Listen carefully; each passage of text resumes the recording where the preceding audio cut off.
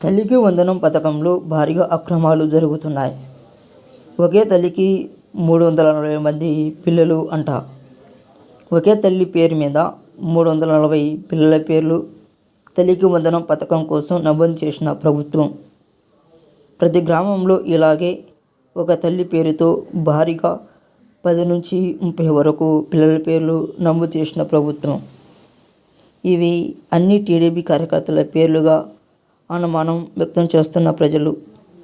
తల్లికి వందనం పథకం పేరుతో టీడీపీ కార్యకర్తలకు భారీగా ఆర్థిక లబ్ధి చేకూర్చడానికి ఇలా చేస్తున్నారని చర్చించుకుంటున్న ప్రజలు.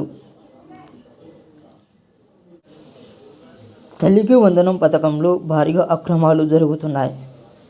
ఒకే తల్లికి 340 మంది పిల్లలు అంట.